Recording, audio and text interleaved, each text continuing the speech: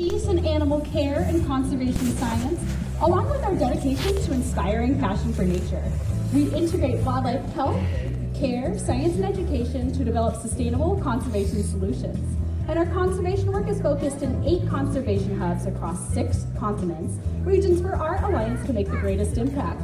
And they are Pacific Islands, Southwest, Amazonia, oceans, African forest, savanna, Asian rainforest, and Australian forest.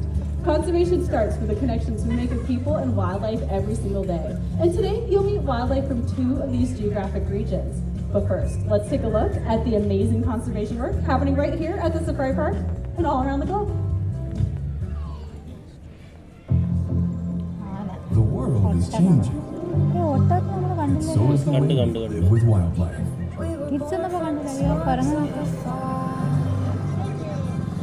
At the San Diego Zoo Safari Park, we're leading that charge.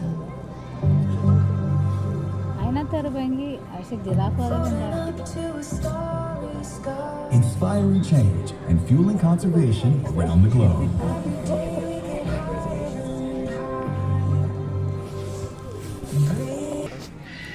And the first thing you'll probably notice about Daisy is that absolutely beautiful bald head that she's sporting. That bald head helps her keep nice and clean while she does a great job at helping clean up the environment by removing a lot of carcasses or carrion.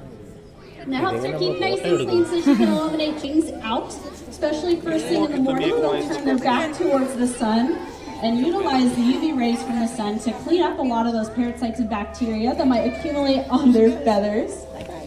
Now, scavengers like Daisy can ingest a lot of nasty things like rabies, anthrax, botulism, cholera. Does any of that sound fun?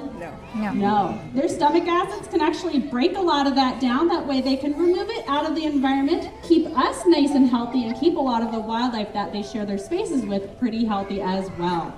Now, when you all go home today, the first thing I want everyone to do is to tell everyone you know how awesome black vultures and other scavengers are. Can we all do that? Yep. Yes. Awesome.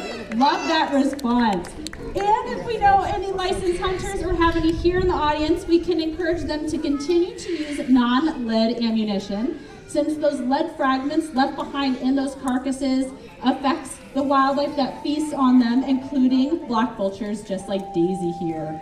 Once again, that was Daisy, our black vulture.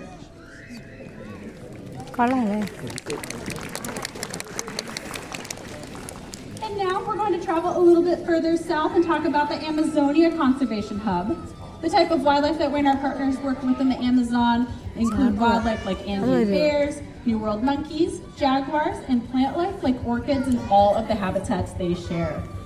Now, a lot of the images we might see from the Amazon including lots of birds. Now, there are many birds in the Amazon and lots of them do need our help. Macaws are social birds that hang out in pairs or large groups, and many of them happen to be endangered.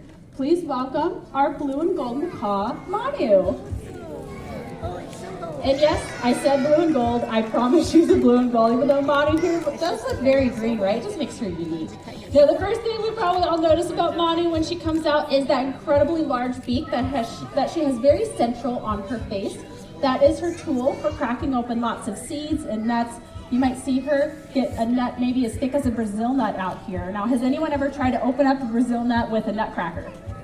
It's pretty difficult, right? And that's with a metal tool. But imagine doing that with your mouth, because that's exactly what Manu could do here, no problem whatsoever.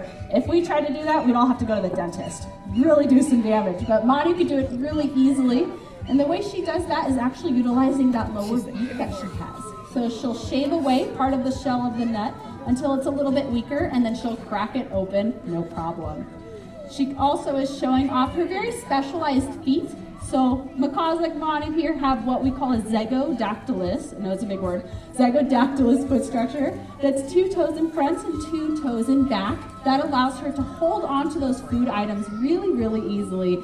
And she can rotate them in any direction she needs to be able to use that beak to crack it open. Now, who here enjoys a cup of coffee every morning, afternoon, night, middle of the night?